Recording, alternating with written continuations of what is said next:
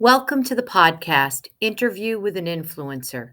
Today, we're traveling back in time to 1949 for an interview with an influencer. It is my great honor to welcome Carter G. Woodson to the program. Well, I'm happy to be here. I take any opportunity to share the rich and vibrant history and culture of African Americans. In my opinion, we're overlooked, ignored, even suppressed by the writers of history textbooks and the teachers who use them. You know, people identify you as a person who's passionate about history. In fact, some say that you're obsessed with history. Yes, that's absolutely a true statement. I have dedicated my life to history, so much so that I never married or had any children. You might say I'm married to history. Well, certainly, no one has played a greater role in helping all Americans understand Black history and culture. Thank you. I love history. My life's mission is to use Black history and culture as a weapon in the struggle for racial uplift. I want more people to learn our history. I just do not understand people who don't love learning about history. Everyone should know where they come from. I want school children to have the opportunity to learn about the important roles that Blacks have played in the creation of America. Is that why you created Black History Week? Absolutely.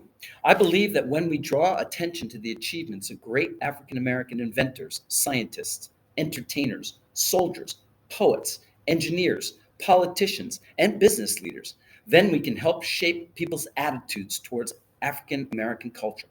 We can really transform race relations and change our society. I want to increase the visibility of Black life and history. So now that Black History Week is Black History Month, is it still about race relations? Yes, I believe there is too much negative press surrounding African American lives. The Harlem Renaissance in the 1920s brought together African American artists, musicians, and poets who were migrating from the South for opportunities in New York City. I want our children, and everyone for that matter, to recognize we need to include these stories in the American story. Hmm. So, why did you choose the second week of February? I chose the second week of February because two great Americans have their birthdays during that week. Abraham Lincoln, the 16th President of the United States, was born on February 12th, 1809. We all know for certain when he was born. Frederick Douglass, on the other hand, was born an enslaved person, and he never knew his exact birthday. That bothered him his whole life. When the man who enslaved him was on his deathbed, Douglass asked him when he was born. He told him the year was either 1817 or 1818. Can you imagine not knowing your own birthday? Well, Douglas decided to give himself a birthday. He believed it might have been on the 14th, which is Valentine's Day. He thought that because the last time he saw his mother alive, she baked him a chocolate heart-shaped cake. Oh, I love getting a history lesson from the father of Black history. Is there any other reason you decided to place the week during these two famous Americans' birthdays? Well, yes, there is.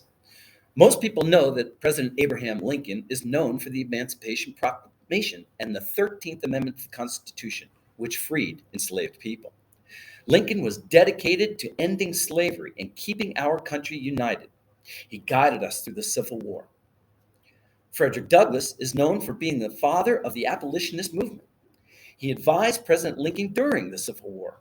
His courage, passion, intellect, and magnificent writing and oratory skills inspired hundreds of the world's most prominent civil rights activists of the 20th century.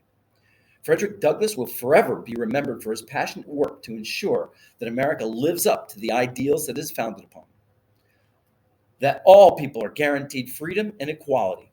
That's why I think coordinating Black History and Culture Week with these two great Americans is a perfect fit. Wow, you are passionate about history. Is it true that you're the second Black American to receive a PhD from Harvard? Well, that's true, but Webb Du Bois was the first. Wow, that's an incredible accomplishment. It makes me wonder, what was your life like when you were young? Well, my parents are James and Eliza Woodson, and at one time, they were enslaved people. They never had a chance to learn how to read and write, but that is not what defined them as human beings. My mother was brave and strong, and my father never allowed anyone to treat him badly. I always got the message that I was capable of anything and that I was just as important as any white person. Did your parents encourage you to go to school? Yes, they did. I was one of seven children. I had to work on my family's farm, so I only got to attend school 4 months out of the year. Many nights, we all left the dinner table hungry. I would venture into the woods near our home and look for anything I could find to eat. You said your father never let you feel less than. I'm curious how he managed to make you feel that way if your family struggled to make ends meet. My father always made sure we understood that we are equal. He never submitted to any treatment that put him into an inferior position. One example is when we delivered our products to white customers. It was the customary for blacks to deliver to the back entrance. My father refused. He would just go to the front door and told me to never obey rules that are unjust. That example really stuck with me. My father didn't know how to read, but he loved knowledge. He asked me to read to him from the newspaper every day. He told me it was important to know what is going on in the world. He also believed that getting an education is the way to improve my mind and improve my opportunities for earning money. Your father sounds like an inspirational person. Well, yes, he was. My mother was also a strong and brave woman. She volunteered to take her mother's place when the man who enslaved her family decided to sell her mother and two brothers to another farm. She didn't want her mother to be separated from the family. She told me she never forgot that horrible experience. She didn't reconnect with her mother until after the Civil War. Well, besides your parents, is there anyone else who played a role in shaping your life? Yes, my brother got a job in the coal mines, so I followed him. I became friends with a miner who encouraged me to read newspapers to a whole group of guys during lunch. When the guys didn't know the background of an issue, they would make me go and research the answers. This is how I began to love history and see the connection to current events. I didn't actually get to go to high school until I was 20 years old. I was mostly self taught at that point in my life. So I'm confused. How did you end up at Harvard? I was an excellent student. I was able to complete high school in 2 years. Then I went to Berea College in Kentucky, where I studied to be a teacher. After that, I spent time working for the U.S. government in the Philippines as a superintendent. When I returned to the U.S., attended the University of Chicago, earned my bachelor's degree in British literature and master's degree in history. I was at the top of my class and was accepted to Harvard, where I completed a PhD in history. I have spent my entire life in academia. Well, did you experience any racism at Harvard? Well, I had a professor tell me that African Americans had no history. That was the moment I decided to prove him wrong. I dedicated my life to creating African American studies programs for universities. I realized that young people needed to learn about the great accomplishments and struggles of African Americans. And well, the rest is history.